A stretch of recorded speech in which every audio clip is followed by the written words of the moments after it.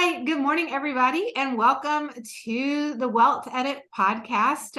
We are so excited to have one of our favorite friends of the Wealth Edit, Toya Boudy. Toya is a good friend of ours. I'm going to call you a good friend from New Orleans. She has spoken truth to us as we have walked along our way with the Wealth Edit, and we have been honored to also get to follow along with her career. She has a new book and cookbook coming out called Cooking for the Culture. And Toya is a native of New Orleans and has all the cooking skills that go along with that. And anyway, Toya, we are so excited to have you here today. Welcome. Thank you. Thank you for having me. I know. We're so glad you're here. Well, tell us first. I mean, we love to just know the story behind the title of the book. I love how it's recipes. Wait, I want to make sure I get it right. Recipes and stories from the New Orleans streets to the table. Forget farm to table. That's out. It's the streets. We're talking about New Orleans. It's the streets. We're not talking about the table. Yeah, that is awesome. Well, tell us why you decided to name how and why you decided to name your book what you did. Okay, so when it comes down to the name, originally the name was supposed to be For the Culture, and I knew it kind of goes back to how I ended up doing the book in the first place. And it was one morning, I was in bed, Chris got up and my husband's my manager, and Chris got up and was doing, going to run errands, and he paused and he looked at me and he said, "You need to start thinking about a new book." And I said, "No, I'm not doing that." And I literally gave him such a hard stop that he could not say. He was just like, "Okay," and he walked off. Then during the quarantine, New Orleans magazine, sent a photographer to my house they hired me to write some recipes or whatever like that. And I did that, and me and the guy had a good, kind of flow doing stuff. And one of the days he left. When he was leaving, he said, "I wanted to give you something." And he hands me this book, and I start thumbing through it, and I said, "Oh, this is nice, Sam." And he said, "Well, you could do one like that." And I looked at it and I said, "Oh, I knew he threw his gauntlet out, and I thought, I said, "You know what, Sam, if I decide to do another cookbook, then I'll work with you." A little time goes past. One of our literary friends calls me randomly at night and says, "I have this sneaky suspicion that you're going to get a book deal soon. And if you do, I want to help you write it." And I was like, "What? All right." Then after that, at that point, I'm still just telling people, "Okay, I'll do it if whatever." Anyway. And I get this feeling, whenever I have a new assignment from God, it drops in me completely, the full thing. And I heard completely, release a podcast, and you're going to call it The 5 Senses, and it's going to teach people how the natural ability that natural cooks navigate through the kitchen, how you just smell when the cookies are done, or when, like yesterday, I made cornbread. I didn't set a timer. I just walked right back to the oven and pulled it out. It was just like a natural melody. You're going to teach people how to do that with their lives, and how to navigate with life. Because the same way you can do in the kitchen, you can do everywhere else. And you're going to do 3 seasons, 33 episodes. You're going to release it December 3rd at 3:00. And I said, okay. So I did that within 33 episodes within 17 days. And I got that done the day I released it. That night at 11:00, I get an email from an agency who wants to represent me. They're like, "Hey, I've been looking you up. I found the stuff. I would just like to chat with you to see whatever." And I was like, and Chris said, "I want you to call her." And I said, "Well, I'm going to call her," because normally he does everything. And I said, "I'm going to call her," because it's hard to get people off the phone with me. You know what I mean? Because once they start talking, like, It's like something in my voice triggers them, and I'm okay with it, but I know how that can be. And he said, no, call her. I talked to, long story short, I decided to sign with them, and it all dropped in, and I knew exactly what the mission would be. The mission would be tied to being unapologetic, because that's the only way that I would allow that to happen. And I'm like that in a couple areas. I had to have marriage presented to me the way I had, because I can only have it that way. It has to fit and be tailor made and stuff like that. So I knew if I was going to put this much work, it had to be something bigger than me just wanting to do it. Because I honestly didn't even think about royalties until last July 4th. I forgot. I was so tied to the mission that I didn't even think about the rest of the contract and what it entailed.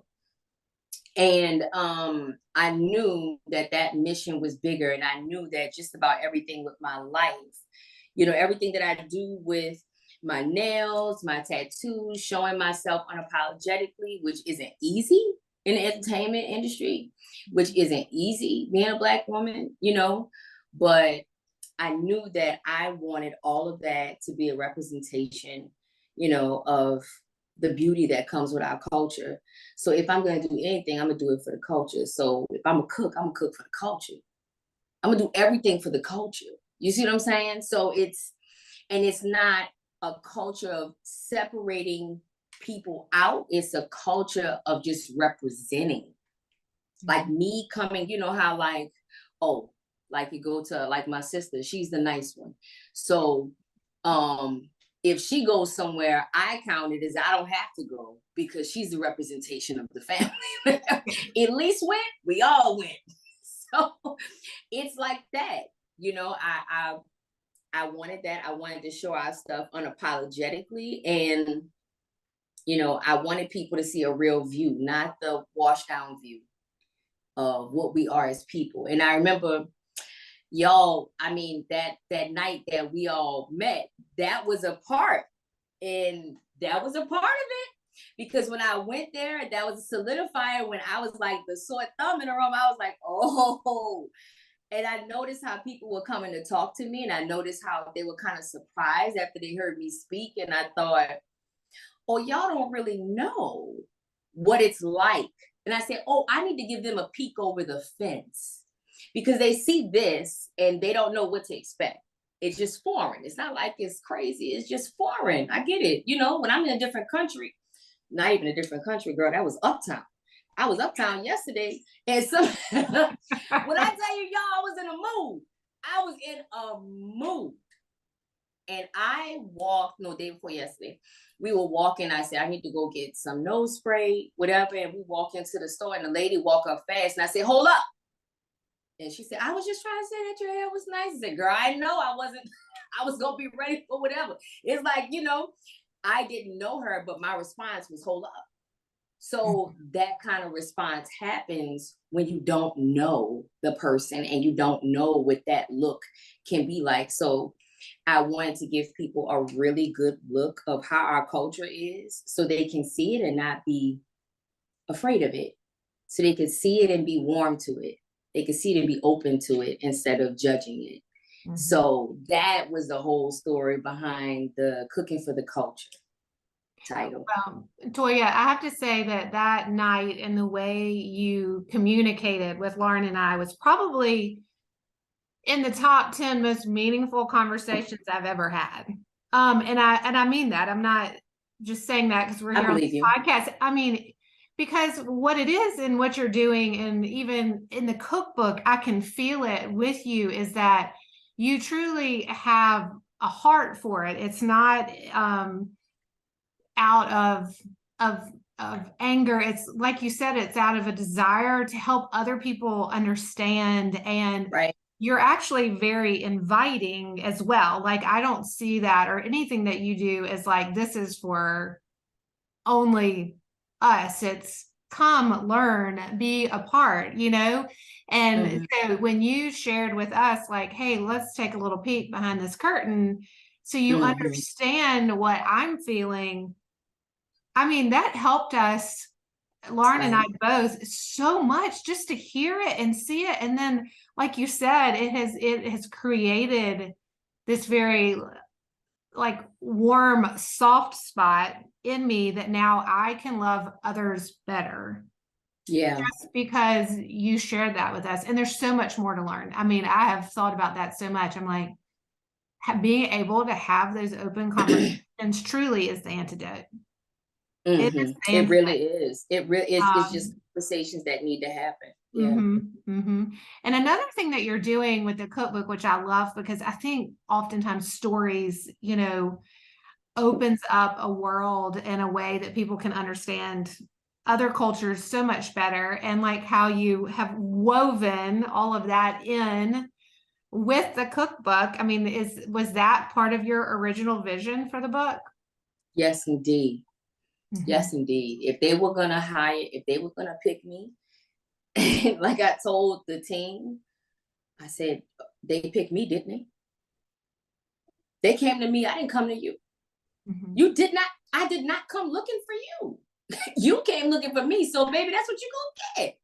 And when you see me and when you Google me or anything, I show my full self.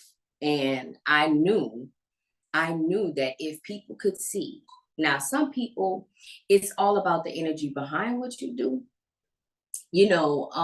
and some people want to be seen, and some people want to display and display like if I show like all facets of myself, people are going to see it and close the book and think, what is my it? What is my thing? What is my feeling? Like I wanted that to be throughout the book, and I wanted to pass that feeling on to someone to really like. There's this little piece I wrote in the beginning of the book where I said, I pray that this book ignites fires within and knocks the dust off a dream waiting, that it lights a fire in you so bright that the path doesn't seem as dark, you know? So yeah, all of that was intentional. Lauren, you're on mute. Oh, I am. Tell us a little bit about the process of writing a book, just given industry standards and how you really are going to be unapologetically yourself. We ran into a little bit of this when we wrote our book, but I'd love to hear your story. Well, the process of writing a book, when you have that, I think if you're going to be unapologetic, the first thing you have to realize is that being unapologetic can be risky, but as long as you do your part above the standard and above and beyond, then you'll do okay.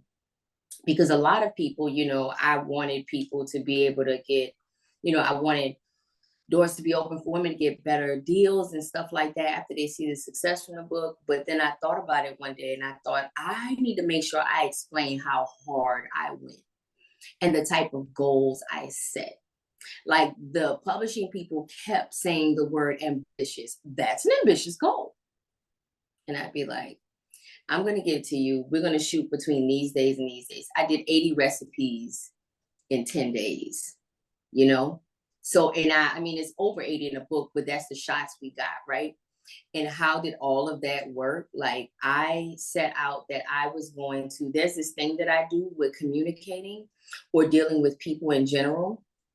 I like to keep my character A1 and I don't leave room for error.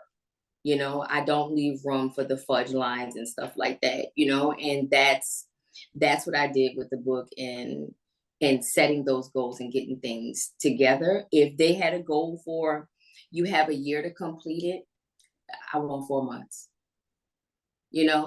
because the more you get into that mode of excellence, the more that excellence will just kind of spread almost like, how a common cold could spread in the kindergarten classroom, and the process of doing the book, I decided, you know what, I'm going to do this and this is going to be a big push. And Chris asked me when we started the plan, he said, what do you need from me?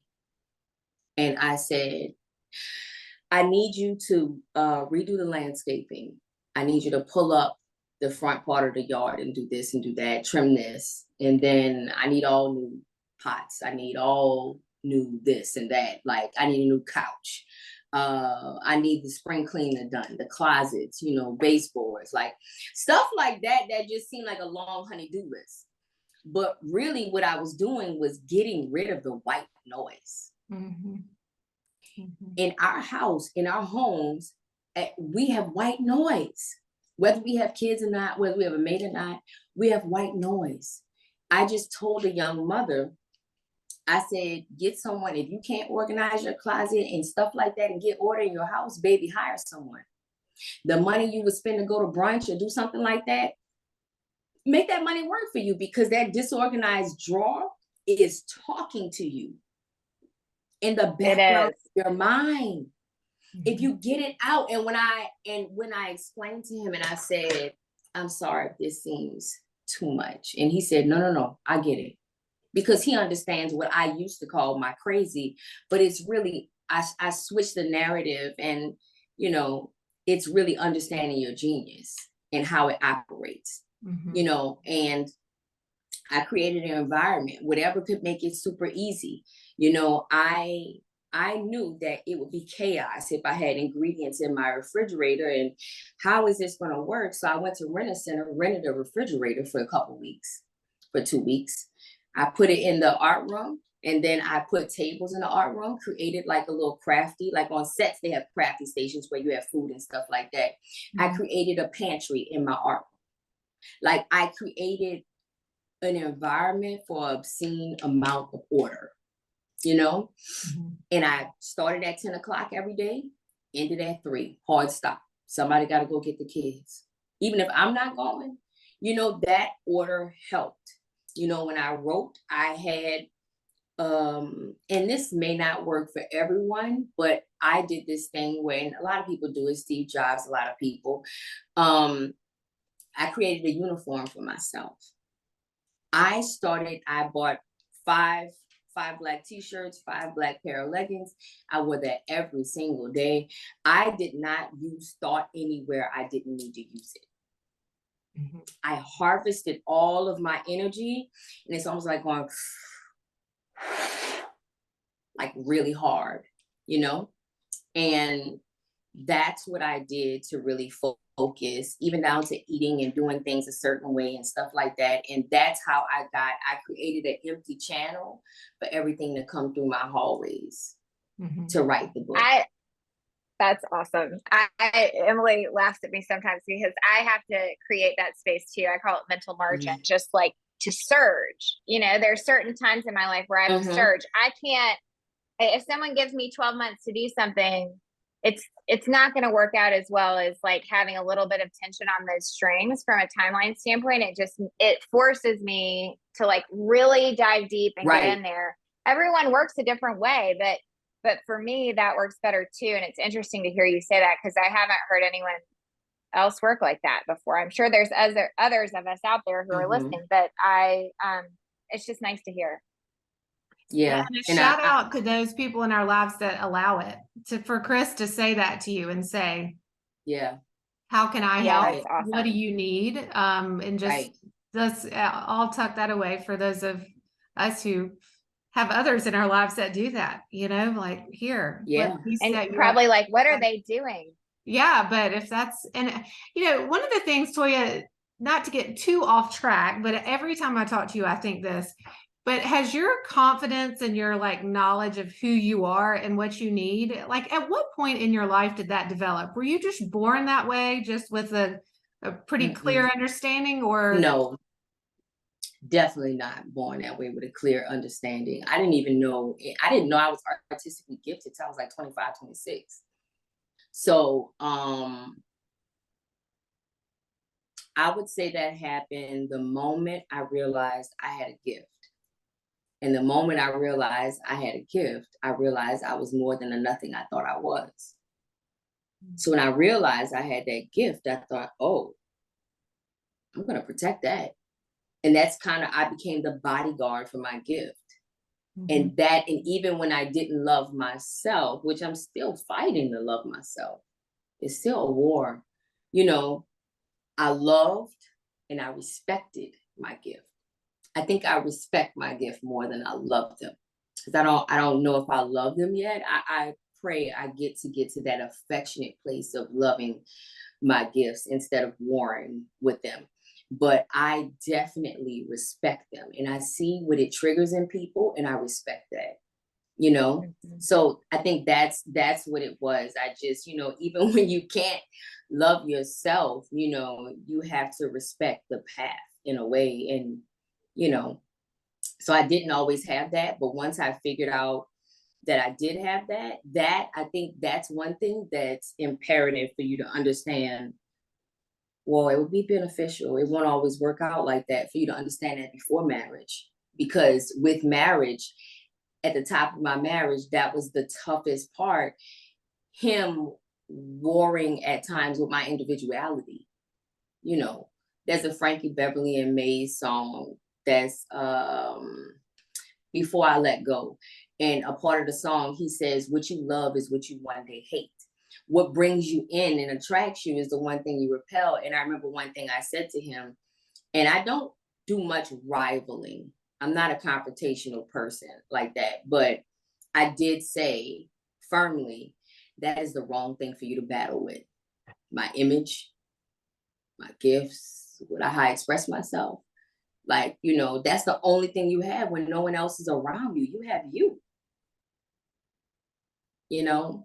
That's it. Yeah. Mm-hmm. And even if, and I want to speak to that too, because not everyone has someone like when you mentioned Chris, best believe I was this way when he wasn't around. Yeah. That's how and it took a lot of work for me to be comfortable with him doing certain things, but that same surge I learned from as being a single mother. And I realized, I thought it was just a personality type, but no, I started catching on. All the other single mothers I know, they were very like, it's sugar or SHIT. Like, Yeah. either we doing it or Well, you don't have time for anything else. I have figured that out. As being a single mom now, I'm like, I just don't have time for that. And there's no margin for it. And it. And it's like, even if you wanted to create it, it's not going to happen. So it's very easy to like streamline what happens, how your day goes, and to just say like, no. And remembering that even though they may not be in your predicament or what my predicament was and stuff like that, you can still learn from people, and whatever's a natural for them can be a skill for you if it's taught. So like how, we may surge like that's not Chris's way. But I'm telling you, when he learned how to do that, ooh, it changed his production. It did. Yeah. It's much, yeah. Well, tell us, I know you had to fight for the cover of your book with lots of your people who are supporting your book. So tell us about that part. Well, the process was not a fight in a way where they couldn't stand it, or they, or they just didn't appreciate it. They loved it. But the problem was they were unsure of how other people would perceive it. And as their job to protect me, honestly, that's what they think. Like, no, I mean, girl, I want you to sell books. We want you to make money too. And I don't want you to scare people off. And I don't want you to, but sometimes, you have to realize that there are many times where I look around and I catch myself being aggravated of how people on a team are acting or something like that. And I think, I don't know why I'm even consulting with this. The vision is in my head. And if I know just how I know truth by spirit, if I know and I can feel it and I think about, which is important why you have things like if you write a book or if you do anything, that you have an image of it somewhere in your house or you have it, shown. Because with me looking at my artwork all the time, I look at it and I think, oh, that came from a part of my mind And everywhere else, I can go right to that place and pull it out and bring it to reality. So I had to remember that, okay, this is in my mind only. Don't be offended. That's a waste, contention and all of that. Like, for what? And I thought, okay, I'm just going to stand firm, and they don't see it yet, but just trust. And that's why you got to deliver, trust and deliver to where no one can say anything and cross any T's a different way. And then they'll see. And, once it got to the point of shopping and stuff getting it ready for the sales reps and stuff like that to see it, when they said, we'd like you to do a little video, blah, blah, blah, to show to them. I was literally maybe about 3 days post-op a hysterectomy. And it was extremely painful. Yeah. And I got dressed, and the people were like, wait, are you sure? I got dressed. I did my makeup. I even got a picture printed of my cover, put it on a book so I could hold it and pretend it was the book. And I spoke about the book, and I told a story about the watermelon and why I chose that. And Chris put jazz music behind it. You see? Yeah. You can't give them a piece. You got to sell them the whole cake. Mm-hmm. Because people ask you to give them a piece. I said, no, I give them the whole cake. Yeah. Doesn't it look good? Doesn't it? You don't even have to do any work. Look at this. Look. And that's what the agent told me. She said, this girl even has a podcast? God, she has everything. I make sure I have it all. People are afraid to do this kind of stuff. They're like, nobody's listening, no views, blah, blah, blah. So what? This is 2023. Like, that's your resume. I can have two listeners on my podcast. Love that. And she's like, oh my God, you have all this stuff here, this full package. I sure am. 2 listeners. Sure am. Full package. I'm doing it. Do it. Yeah. Well, and one thing you talked about a little bit before this call, and I'd love for you to touch on to that point, is you've got this vision in your head and you're creating all the pieces along the way that back it up so that you've got this cohesive vision that's kind of woven together seamlessly, all the way from the podcast to the pre-book sales to the cover to now like the stories. Like, how did you get to that? Because I think you might have had some unorthodox ways of seaming it all together. Oh, now that was what I was talking about the hedges and stuff like that, and clearing out all of that, all of that white noise, right? And that's something that, even if it doesn't seem like something that you would do or seem like something you would like, if you could just try it one time. Try one, okay, say you have one deadline that you have to meet and you got about 4 days, and if you got down to it real hardcore, you could do it in 2. Look around your house and make a list of things reasonably within means that you can do and take care of. And then after you get that done, your room is clean. Now, this is a tactic I use with the kids. You get everything done, get your room clean, now go take a shower, put on fresh clothes, whatever, all that kind of stuff. And then sit down and complete it and see how the stuff flows out of you better. Just watch. Because we're like, how a lint roller, when you don't put the paper around it, random stuff gets stuck to it. That's kind of how we are as humans. Stuff gets stuck to our spirit at times, and if we can just clear all of that mess out, you can get it done and it'll flow out smoothly. So I think, yes, I really hope you can try, or someone can take a stab at trying to do that. I think because people do, they focus, man, on that stuff on that lint roller. They're like, ooh, but what about that? What about that? And you just have to clear it all, act like it's not even on there. Not forever, just for like a period of time certain, right. While you're creating. I just think that's really neat. Okay, so we like to keep our podcast to about 30 minutes so people can listen to them on the drive home, but we're going to have you back again. You're stuck with us, but tell us about how to get our hands on some copies? Were you selling it everywhere? Tell us how we can Every get some. single place you can think about it. It's even, I Googled it one day and I saw it in Japanese and Korean. Oh, So that's awesome. I'm telling you. So you can get it anywhere. Books a Million, toyaboudy.com/books. You can anywhere, Barnes and Nobles. You can Google Cooking for the Culture, Amazon. I love it. What's today's date? The 27th? Well, I think Yes. today is the last day with Barnes and Nobles where you can get 25% off if you order through Barnes and Nobles. Okay. Well, that's good to know. Well, we're going to order some copies, and we are so grateful for our friendship with you, getting to know you and watch you grow, and you get to watch us here. It's just, we have some of the most, for me, I echo Emily in saying that, like, our conversations with you are just life-giving every time. And we're so grateful to know you and to have you back again. Thank you for saying yes again. Thank you. To Thank being you on our podcast. And you guys did an amazing job with that book. Oh, thank you. Thank you.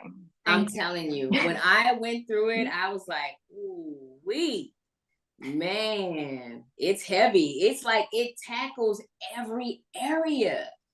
Like it is a guide. Like it's not just, well, yeah, it is wealth of all areas. I was going to say not just wealth, but no, like it's every area of your life. Anything you could think of is like having a book of friends with random advice about different things. Like you got divorced, there you go. You got death, there you go. Money, marriage, business, what else? Only thing you don't have in there is shooting dice. You know, you have everything in there. You know what I'm saying? Next time we'll tackle gambling. That's a book too. Let's just discuss the odds technique. You know? That's the only thing. Yeah. I'm like, geez, it was well done. You guys did a great job. Well, I take that as the highest compliment. So thank you. Yes. Thank you. All right. Well, we're going to look for it. We're going to order books today from Barnes & Noble, and we are going to just watch this book hit all the tops of all the bestsellers lists. We can't wait. Yeah. We'll be able to celebrate with you. I'll be on CBS The Dish, February 4th in the morning. That's my birthday. It's like a birthday present for me. That's so awesome. Exciting. And we can watch. Okay. Is it a live? Is that a live spot? I believe it is. Okay. Well, good luck. We'll be watching. Thank you. All right. We're gonna talk to you soon. Bye. Bye, Toya. Bye.